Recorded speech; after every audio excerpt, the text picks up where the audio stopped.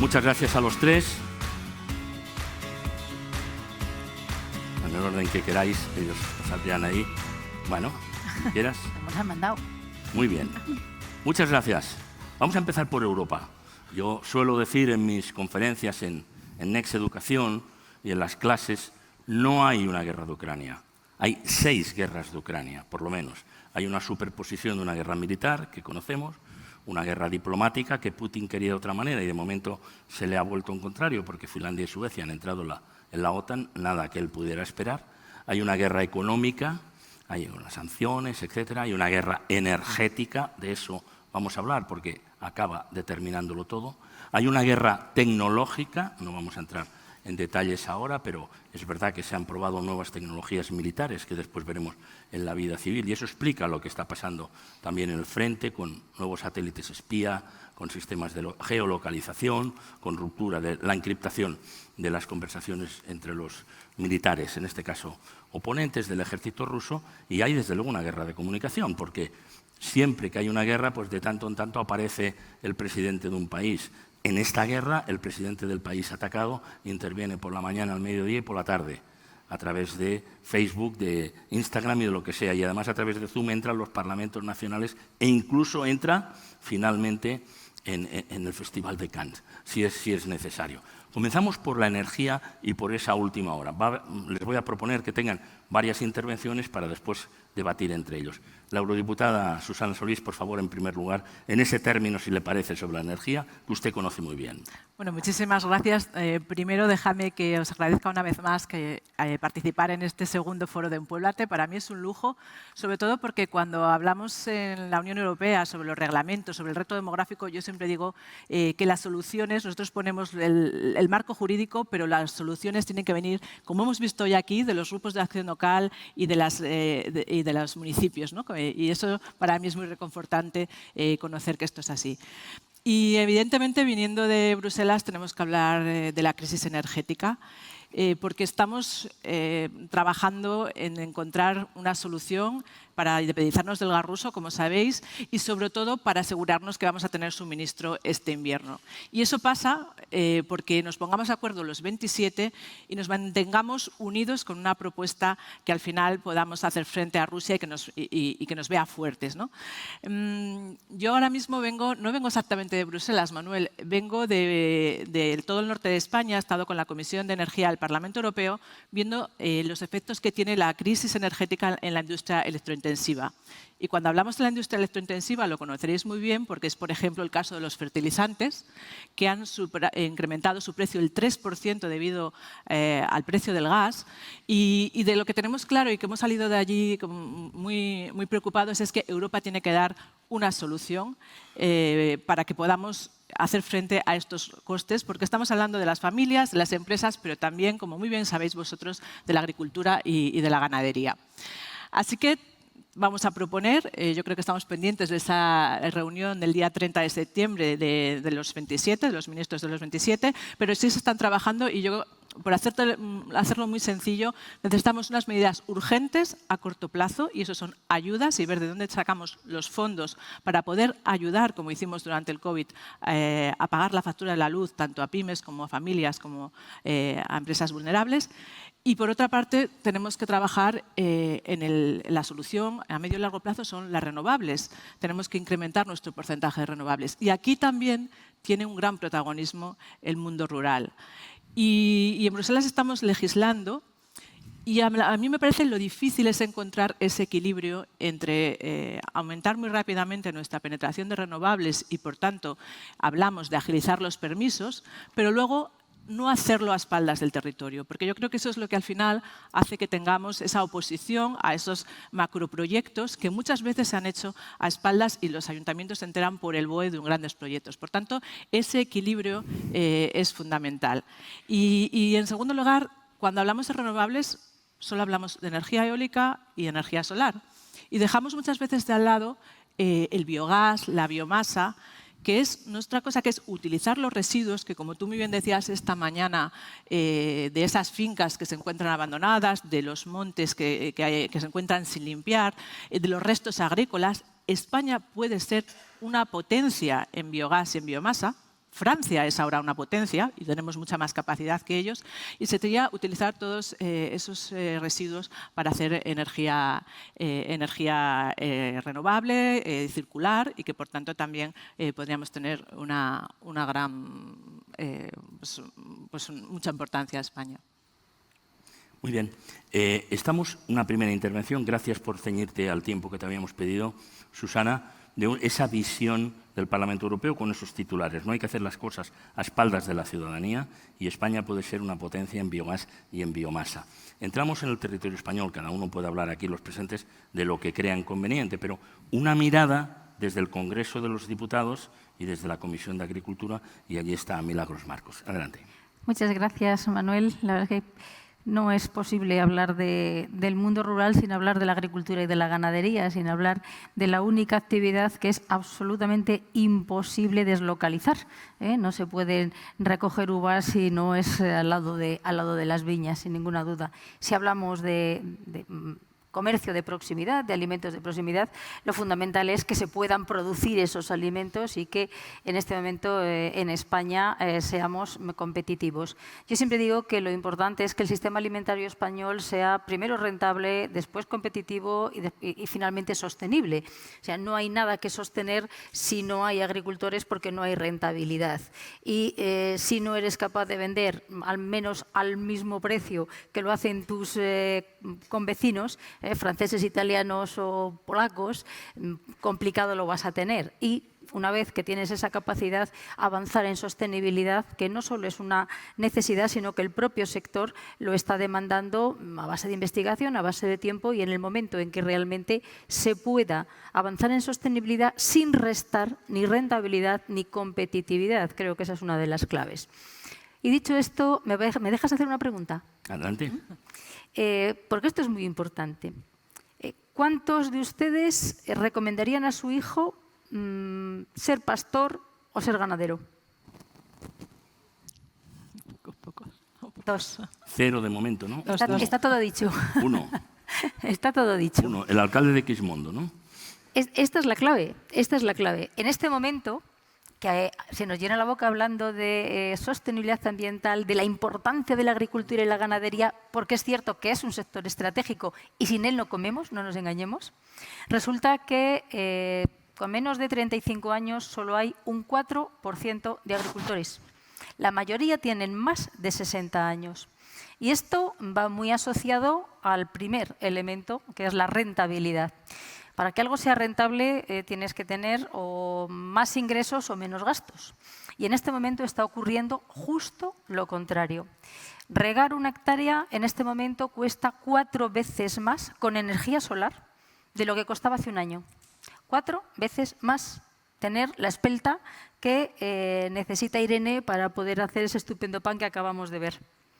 Enfriar 1 kilo de manzanas cuesta 4 veces más que hace un año.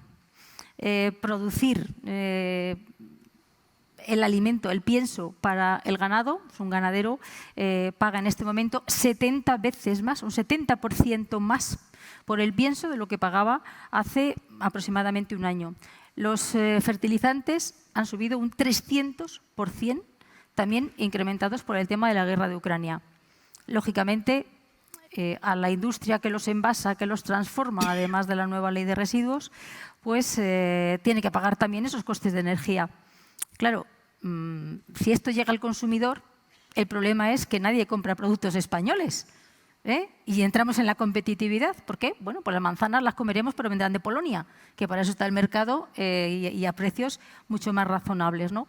Por lo tanto, lo primero que hay que hacer es creer en la actividad del medio rural, creer en la agricultura y en la ganadería, hacer que sean rentables para que realmente puedan generar empleo, actividad económica y ser atractivas para que los jóvenes vengan a vivir al mundo rural y podamos aprovechar el resto de oportunidades.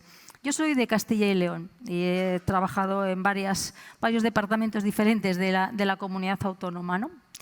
Y les puedo decir que cada vez que sale el informe de los directores y gerentes de servicios sociales, somos la comunidad autónoma que mejores servicios tiene. En mi comunidad, yo soy de pueblo, vivo en un pueblo y estoy orgullosa de serlo y de vivir en el pueblo, ¿no? Tenemos consultorios locales en municipios de 50 habitantes y una dificultad tremenda para encontrar médicos. Tenemos residencias de mayores a 30 minutos y con plazas financiadas públicamente en número más o menos suficiente. Hay más o menos, bueno, falta digitalización, falta acceso a Internet, hay buenas comunicaciones, pero la gente, aunque haya empleo, se va de los pueblos. Por lo tanto, ese cambio cultural, ese cambio de imagen de la actividad, muy asociada a la rentabilidad de la principal actividad del mundo rural, que es la agricultura y la ganadería, es imprescindible. Y voy a poner un ejemplo y con esto termino. Párense a pensar en un sábado por la tarde, ¿no? Les ponen en la televisión y aparecen películas alemanas, de estas para dormir la siesta, como digo yo, ¿no? Pero los pueblos perfectos, maravillosos, bucólicos, la gente feliz, el que vive allí es el guay, ¿eh? Sin embargo, después aparece con toda la honra del mundo y en su momento era fue un buen actor, la película de Paco Martínez Soria. No hay que degradar, pero esa no es la imagen de nuestro mundo rural. Sin embargo, esa es la imagen, o sea, aunque esa no es la realidad, esa es la imagen que estamos trasladando. Quien vive en un pueblo es quien no puede vivir en otro sitio. Ya no en un pueblo, sino en una ciudad como Palencia. La gente se va. Antes del pueblo venía a Palencia, después a Valladolid y ahora ya directamente van a Madrid. Entonces, si queremos que la gente se quede en el pueblo, hay que hablar bien de los pueblos, hay que dar una imagen positiva de los pueblos, hay que convencer, porque cada quien vive donde quiere y elige vivir, para que vivan y elijan vivir en los pueblos, porque la actividad económica que pueden desarrollar en su pueblo es rentable, es competitiva y es sostenible. Muy interesante lo que planteas, ¿no?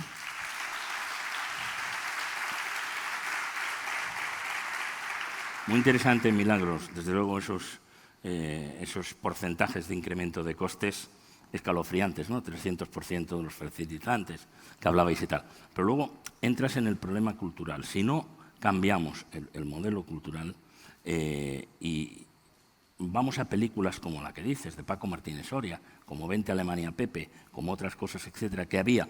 Pero esos son productos subculturales, que diría mi admirado profesor y amigo Manuel Vázquez Montalbán. Es una subcultura que al final del franquismo, o no tan al final, se estuvo proyectando, donde quedaba claro en esas películas que el tonto era el que se quedaba en el pueblo y el listo era el que se marchaba a la ciudad. Eso es lo que esta mañana estamos diciendo aquí. Estamos dándole la vuelta a la situación, porque eso no es exactamente. Yo creo que hasta el COVID ha ayudado, porque alguno dijo, oye tú, que es mucho más peligroso estar en una estación de metro, no sé dónde. Pero fíjate, ha tenido que venir el COVID para que alguno se acuerde de que existe el pueblo. Para que alguien diga, a ver si los que se han quedado en el pueblo no son los tontos, y somos nosotros que hemos emigrado. Entonces, por lo tanto, el factor del cambio de cultura al que estás aludiendo, que es absolutamente real, está bien. Lo que pasa que, y es básico, pasa que luego eso se programa y reprograma y entonces parece que eso va para atrás. Pero bueno, son en blanco y negro, aunque los hayan coloreado, y ya vemos que todo eso queda atrás. Estamos en otra idea y en la construcción de una nueva cultura. Por tanto, venimos de Europa, estamos en España con esos datos tan tremendos y además con la subcultura, y ahora vamos a la comunidad autónoma. Jesús Alique tiene la palabra. Bueno, yo creo que la imagen y la reputación del medio rural, lógicamente, es la que hay, no es la de hace 60 años, es otra, pero es verdad pero también es cierto que en el mundo urbano, pues cada vez es, lo decía me parece anteriormente Quique, pues un lugar pues, de desigualdad, de estrés, de contaminación.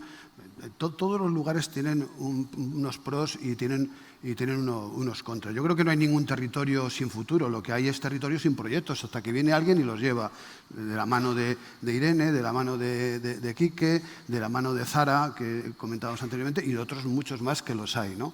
Nosotros en Castilla-La Mancha creemos, y con la ley pionera que hemos puesto en marcha de medidas económicas, sociales y tributarias, y esa es la vocación de la ley, es superar las tradicionales visiones del desarrollo rural centradas exclusivamente en la paz, no solo en la agricultura y en la ganadería, sino entendiendo que la cohesión territorial de estos territorios pasa por la interacción de actividades y de servicios diversos que, junto con el agrario y el forestal, den como resultado un desarrollo integral del medio rural. Hemos elaborado una ley con consenso social, con varios escenarios de participación, con consenso político, porque fue aprobado por los 3 partidos políticos representados en las Cortes. Eso no se ve hoy día, En las Cortes de Castilla-La Mancha. Mancha. De unanimidades no se ven. Y es que nosotros creemos que las políticas frente a la despoblación son como un paracaídas, solo funcionan si se abren, si te abres a la participación. Y es lo que hemos hecho, ¿no? Esa ley lo que pretende es garantizar la igualdad de oportunidades y servicios de toda la población, con independencia del lugar donde se vida, porque el reto es la igualdad, es el reto al que luchamos, la igualdad, y que haya unas condiciones de vida dignas y para la gente que vive en el medio rural. Por resumir, tiene 4 novedades. La primera, que aplica la fiscalidad diferenciada. Es la primera vez que se hace en España. Pero para las personas, todavía no para las empresas. Para las 2 cosas. A ver. Para las 2 cosas. Aplicamos la fiscalidad diferenciada en lo que son las competencias de la comunidad autónoma. De las que tienen, no de otras. En la comunidad autónoma. Nosotros aplicamos la fiscalidad diferenciada y lo hacemos en función de la población y lo hacemos también en función de la zona rural en la que está integrada, porque otra novedad que trae la ley es que hemos delimitado las zonas rurales. Aquí en Castilla-La Mancha hemos puesto en un mapa aprobado por decreto cuáles son las zonas rurales, cuál es la intensidad que tienen en la despoblación para tratarlas como merecen y para que sea... Esto es una cosa que reclamamos siempre a Europa, se quedan en Aranútres, en las provincias y no baja. El problema de la despoblación... Susana siempre ha sido... El problema de las provincias, Manolo, siempre te lo he dicho yo. La despoblación no es una cuestión de provincias, es una cuestión de territorios. Y lo comentabas tú en mi provincia, en Guadalajara, pero también pasa en otras provincias de España, ¿no? Por lo tanto, aplicamos la fiscalidad diferenciada con un conjunto de medidas muy atractivas. La primera, por el simple hecho de tener estancia efectiva, los ciudadanos han podido deducir hasta un 25% de la cuota íntegra del IRPF. Estancia efectiva, no residencia habitual. No nos vale el padrón municipal. Ya sabemos que hay gente que vive en la ciudad y luego está empadronada en el pueblo porque paga menos en el coche, por el sentimiento, por muchas cosas, ¿no? No, nosotros pedimos que tengas la tarjeta sanitaria también en ese pueblo y en la zona básica de salud al que pertenece, y que si tienes hijos o hijas en edad escolar, los tienes que tener escolarizados en el pueblo o el municipio al que pertenece.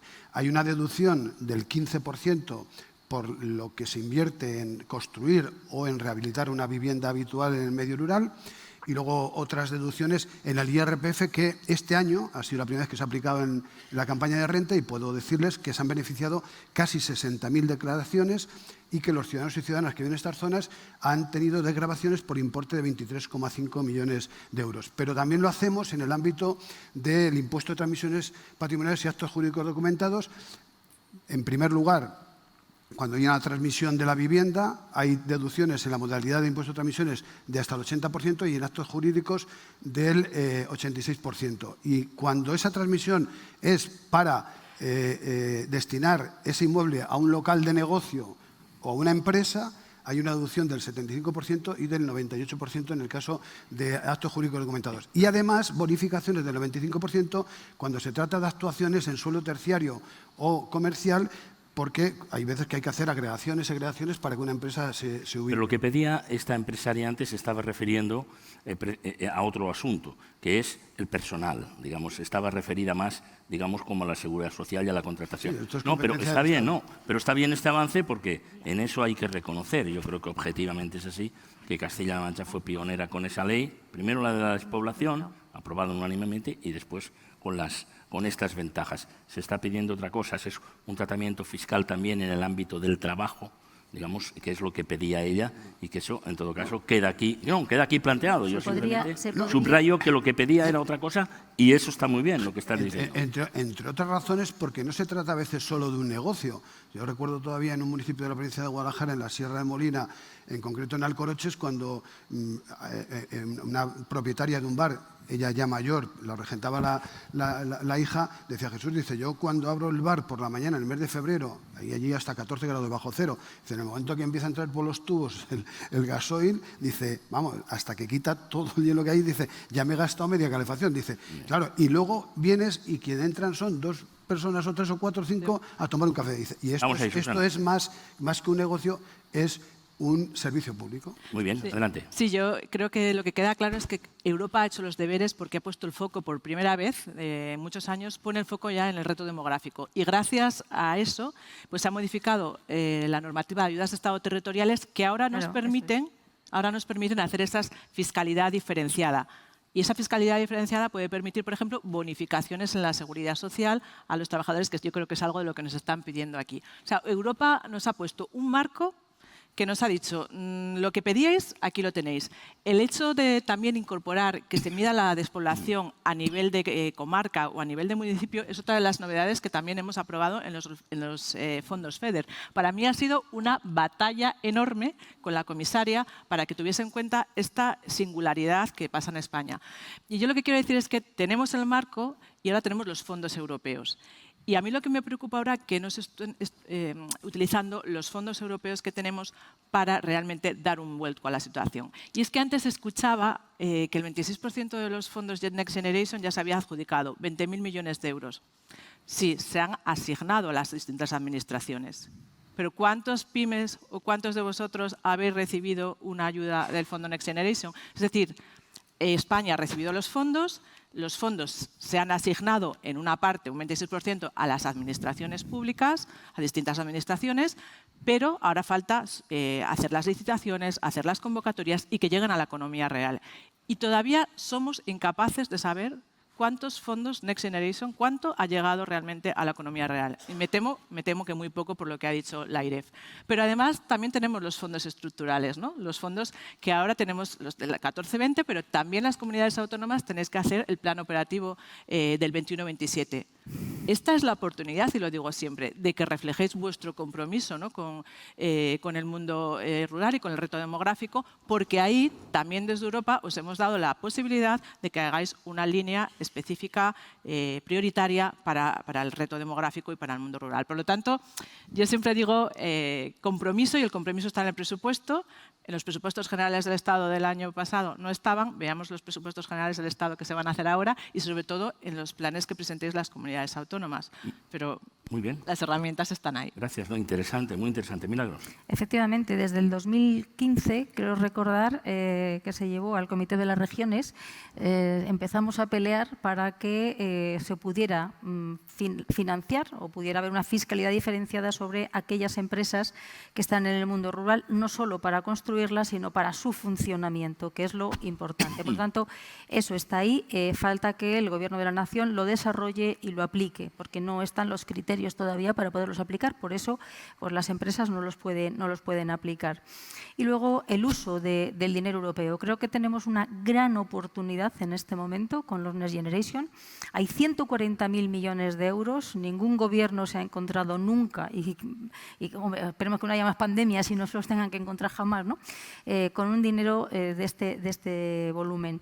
Sin embargo, creo que se pueden focalizar más para revertir la situación de la despoblación y de impulsar la actividad económica en el mundo rural. Hombre, yo siento que no todos los pueblos van a ser un Silicon Valley, ojalá, ¿no? Claro. Y que la actividad agrícola y ganadera pues está ahí, se puede mecanizar, se puede digitalizar y sobre todo se puede rentabilizar avanzando, como decíamos, en la sostenibilidad. ¿Cómo? Invirtiendo en regadíos. No se me ocurre ningún plan mejor contra la despoblación que garantizar que todos los municipios tengan agua y puedan regar. Y voy a dar los 4 datos que lo corroboran. Una zona con un pueblo que tiene un regadío modernizado tiene un 40% más de población que allí donde no hay agua. Se incorporan un 60% más los jóvenes, porque se puede digitalizar y manejar la explotación con el teléfono móvil. Se ahorra energía, normalmente hay placas solares, ojalá las pudiéramos poner en esas zonas que están desiertas y no donde hay terreno productivo, porque sale más rentable poner placas solares que cultivar. Y además, cada hectárea produce hasta 6 veces más, por eso precisamente hay más población y se incorporan más los jóvenes, porque es rentable. Por lo tanto, donde hay rentabilidad, hay población. La gente se anima, cada vez hay más ingenieros, más licenciados que deciden apostar por el mundo rural. Lo que hace falta es facilitar el trabajo. No hay mejor oportunidad ni Infraestructura que cumpla mejor los criterios de los fondos europeos en cuanto a resiliencia, en cuanto a estructuración territorial, en cuanto a impulso de la población, que los regadíos. Sin embargo, en este momento, habiendo dinero, se han paralizado absolutamente todas las inversiones en infraestructuras hidráulicas. Bueno, estamos en Castilla-La Mancha, lo conocéis perfectamente, y creo que esa oportunidad hay que aprovecharla, igual que impulsar, lógicamente, pues la ganadería, protegiéndola, ¿no?, de cuestiones que realmente no le benefician, como puede ser pues, el crecimiento incontrolado de las especies salvajes o silvestres, o que tengas miedo de ir por la carretera y tener un accidente porque crecen sin ningún control, ¿no? Yo creo que se pueden poner medidas que realmente ayuden a la gente a decidir ir a vivir en el mundo rural, sobre todo a los jóvenes.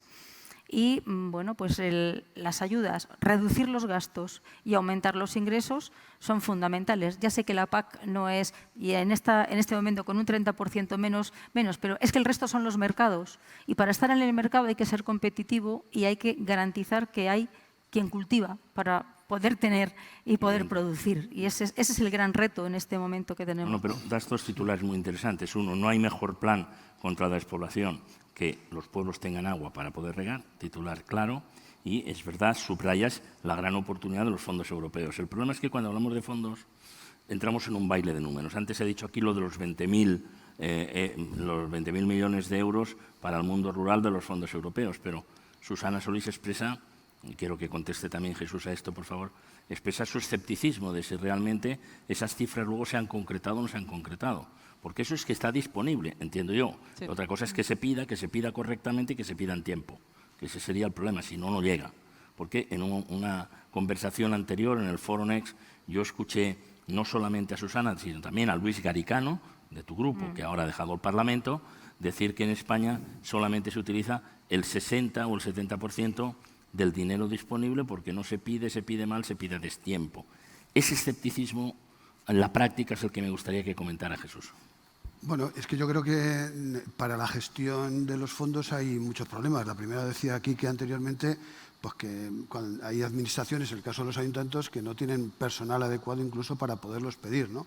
Pero es que luego hay muchas trabas porque hay proyectos que no se pueden llevar a cabo porque los fondos europeos son compartimentos estancos. No puedes compartir varios fondos para un mismo proyecto. Lo hemos pedido de Castilla-La Mancha que ese asunto se solucione. En segundo lugar, que haya adelantos. Es que tienes que adelantar todo el dinero y luego Europa te lo da. O sea, con lo cual, eso es una traba grandísima, ¿no? Y en tercer lugar, que sean compatibles esos proyectos, esos fondos con los instrumentos financieros, que tampoco lo son compatibles. Todo esto hace que haya problemas. Nosotros en Castilla-La Mancha, hablando de empresas y de emprendimiento, de autónomos, hacemos una incentivación positiva y una medida de apoyo específico para aquellas empresas y emprendedores que se ubiquen en las zonas escasamente pobladas y de población que tenemos definidas con ayudas de hasta un 40%. Pero sabemos que solo con el dinero no llegan y por eso hemos creado en la ley un fondo para el apoyo a la financiación de los proyectos de 10 millones de euros que denominamos Reto D, tanto en inversión como en circulante, para que ningún proyecto de una pyme o de un autónomo deje de tener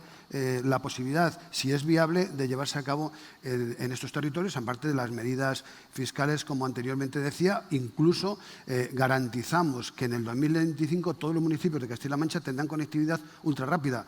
Un anuncio al año que viene.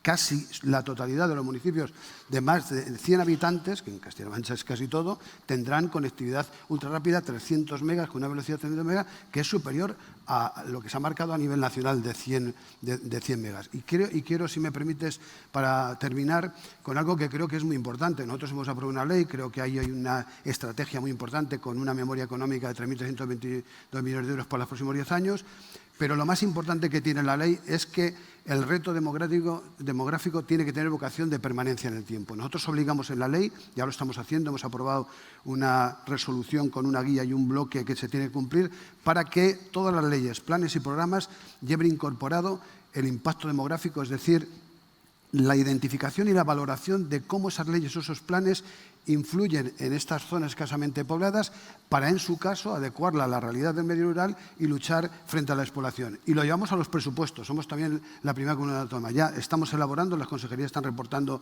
en estos días, se incorpora la memoria de impacto demográfico, donde tenemos que dar cuenta de esas medidas de la estrategia, cómo se traducen. No es literatura.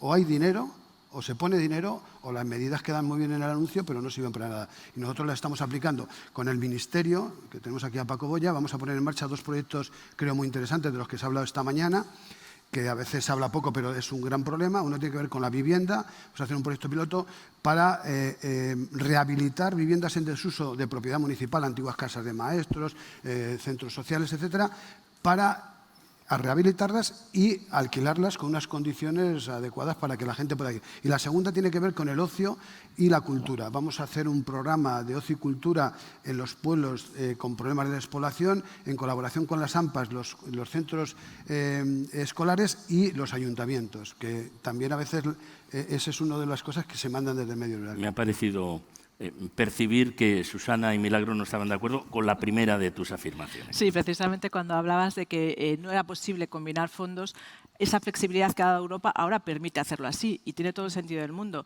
Los fondos Next Generation, por ejemplo, tienes que asignar los fondos hasta el 2023 y gastarlos hasta el 2026. Puedes continuar ese proyecto con los fondos FEDER, por ejemplo, que tienen una longitud mayor.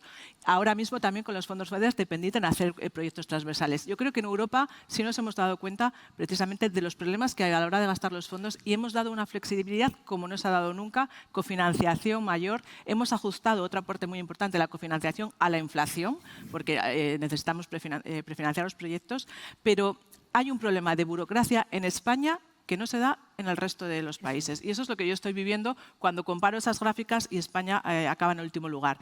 Decías tú, ¿perdemos los fondos? No es cierto que perdamos los fondos, pero tardamos 3 y 4 años más en gastarlos. Y en un momento como este se nos solapan con todo lo que tenemos y tenemos a una administración desbordada y una falta de recursos humanos, una falta de gente capacitada, como también muy bien habéis apuntado aquí, que es urgente subsanar.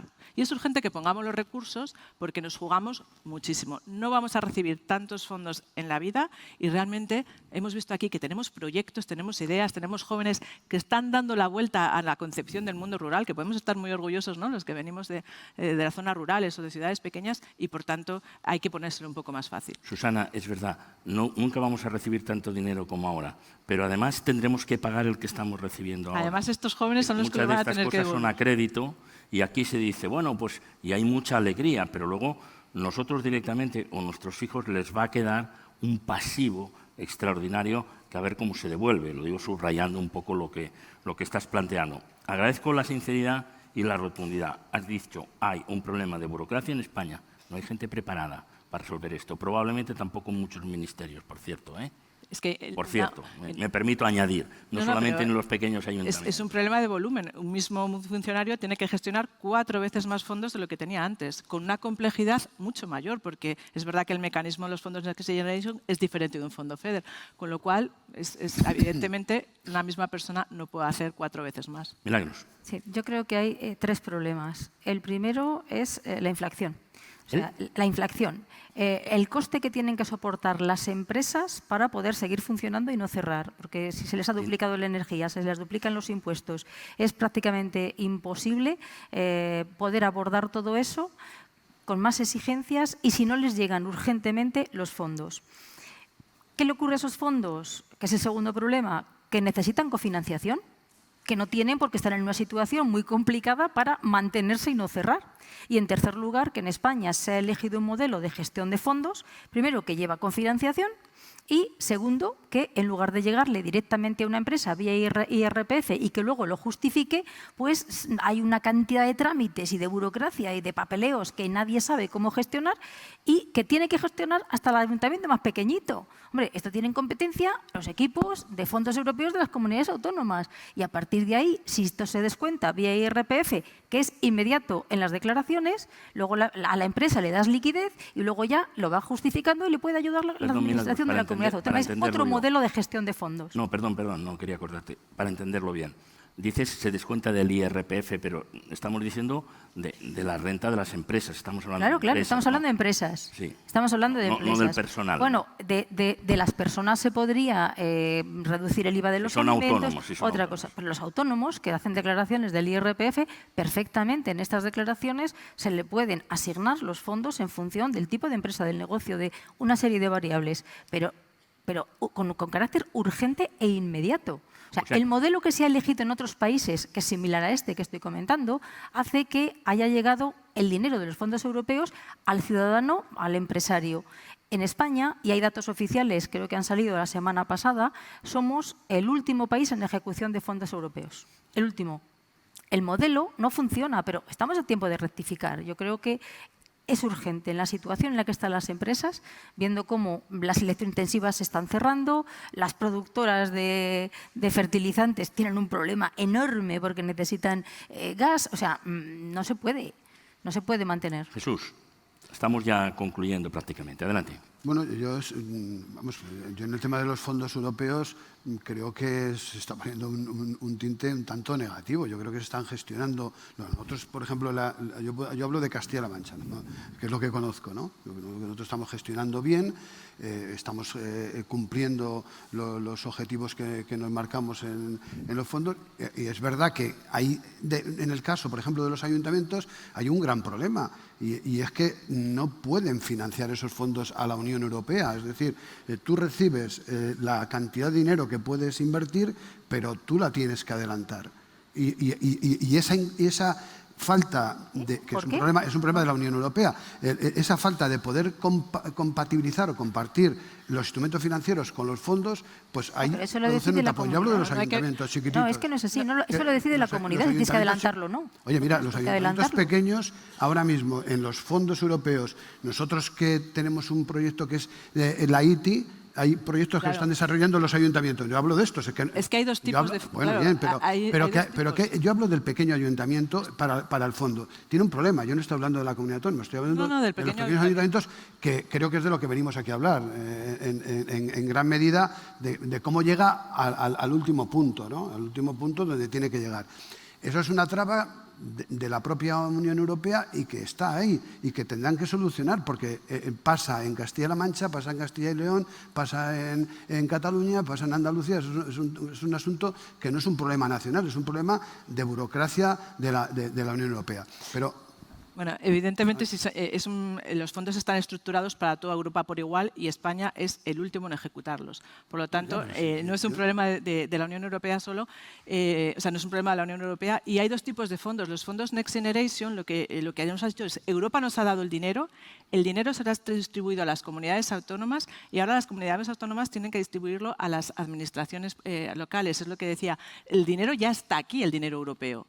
Y luego los fondos FEDER sí tienen una cofinanciación que en muchos casos, y lo hemos hecho en el caso del COVID, la hemos incrementado al 100%.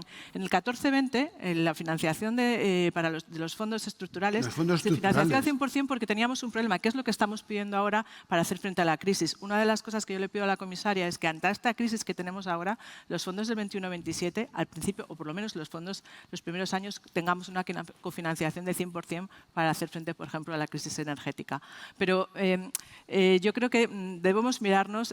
Han hablado mucha gente aquí del problema que hay con los pequeños ayuntamientos para hacer frente a toda esa gestión y esa burocracia que hemos creado y que tenemos que poner más... pero en cualquier caso, estamos hablando de Europa, ¿no? Y es verdad que ha habido un salto cualitativo en el sentido de que ya se empieza a poner el foco en la despoblación y en las políticas de la Unión Europea. Yo eso lo reconozco, pero queda mucho, ¿eh? O sea, no pongamos que el mundo es feliz con el tema de la Unión Europea y la lucha frente a la despoblación. Cuando hablabais de que ya se puede bajar por debajo de las provincias, no en todos los sitios. O sea, aquí no se ha delimitado un territorio para poder... Por ejemplo, te vas a Jaén y en una gran parte de Jaén que hay despoblación, no está reconocido por la Unión Europea como un lugar donde hay despoblación porque reconoce la NUC 3.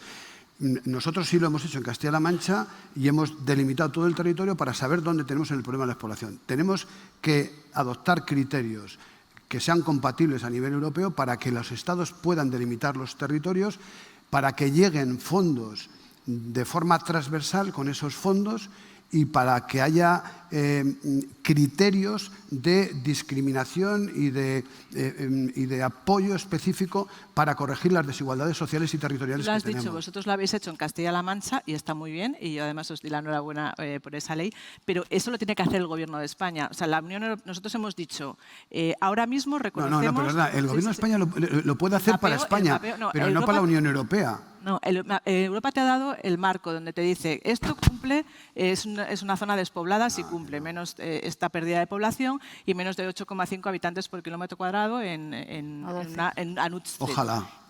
Ese mapeo lo tiene que presentar el Gobierno de España y eso no se ha presentado. Es lo que falta. Y con ese mapeo puedes adjuntar ahora mismo aquí lo habéis hecho, en Castilla-La Mancha lo habéis hecho. Sí, no, pero a Irene no le llegan los fondos porque ese mapa no lo ha hecho el Gobierno de España y lo ha mandado a la Unión Europea.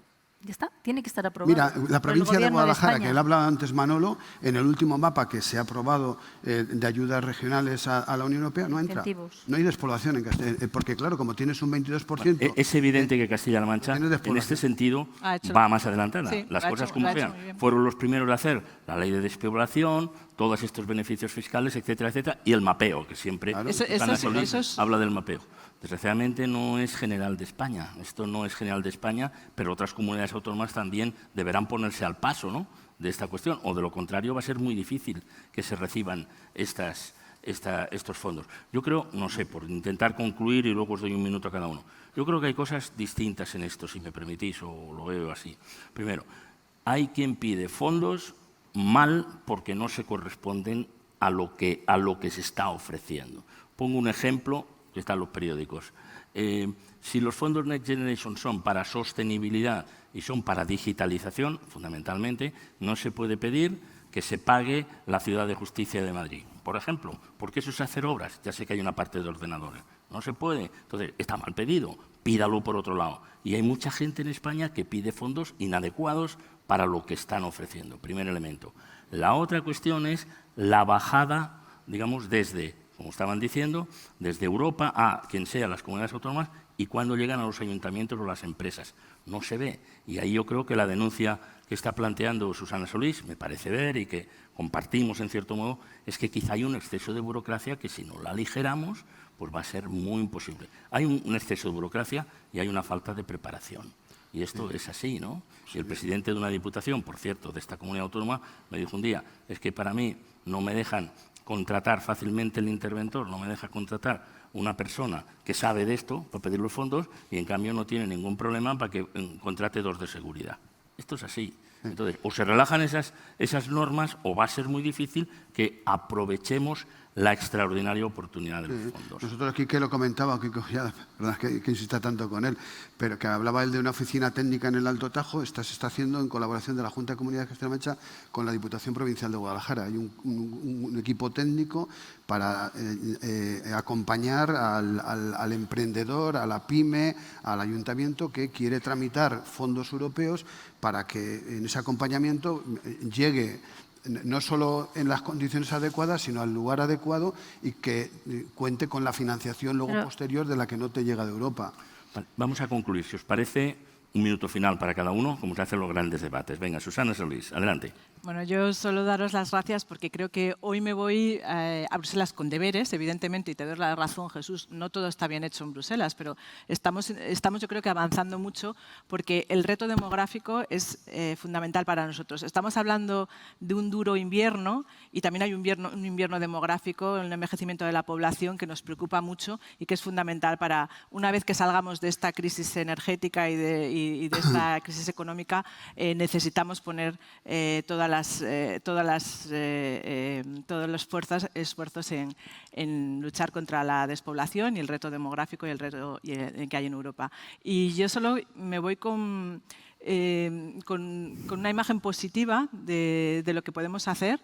Creo que hay mucho por hacer por nuestra parte, pero también, como decía, confío en que jóvenes como los que hemos visto aquí, que tienen proyectos extraordinarios para dar la vuelta al mundo rural, dispongan de esos fondos y que seamos capaces, sobre todo, de aligerar esa burocracia. Muchísimas gracias. Milagros, Marcos. Porque estamos en un momento de oportunidades gracias a los fondos europeos, gracias a la ilusión que tiene la gente por el mundo rural, por impulsar el mundo rural, y desde el Parlamento estamos para legislar. Por lo tanto, pues hacer propuestas para que se abarate la energía, para que se agilice la llegada de los fondos y la gestión de los fondos, para que haya regadíos, y no voy a dejar de insistir en que el futuro del mundo rural pasa por el agua, y sin agua no habrá futuro. Por lo tanto, seguiremos insistiendo en eso. Se puede y se debe, es cierto, y lo traía un libro que a mí siempre me gusta terminar con él. El Marqués de Nasenada le comentó a Fernando VI, allá por el año 1750, señor, sé que hacen falta muchos esfuerzos, muchas personas y muchos tesoros para que la gente de estas tierras no pase hambre, pero lo que no se empieza no se acaba. Y gracias a eso en Castilla tenemos el canal que no sirvió para lo que estaba previsto, nunca fue navegable, nunca nos conectó con Lisboa, Cantabria, ¿no? Que se quería llegar a Lisboa. Efectivamente, pero gracias a eso tenemos agua y podemos regar en Castilla. Por lo tanto, pues seguiremos esforzándonos. Sabemos que hace falta tiempo y tesoros, pero lo que no se empieza no se acaba. Muy bien, Jesús. Sí, bueno, nosotros desde Castilla-La Mancha, y es el mensaje que quiero trasladar, creemos que el futuro del reto frente a la despoblación está en las políticas consensuadas, en que tengan continuidad en el tiempo, en que tengan fondos que se dediquen y que se plasmen todos los años en ese seguimiento de las políticas presupuestarias. Y bueno, yo creo que empieza un tiempo nuevo después de que las políticas de despoblación pues hoy ya están en la agenda de Europa, en la agenda nacional, en la agenda de las comunidades autónomas, de los ayuntamientos estuvieron siempre, y yo tengo pues mucha esperanza en que en un futuro más pronto que tarde la situación pueda cambiar también, y esa culturalidad de cambio también nos puede ayudar para tener un futuro viable en el medio rural. Ojalá sea así. Bueno, ha sido un debate extraordinario. Susana, Milagros, Jesús, muchísimas gracias. Gracias.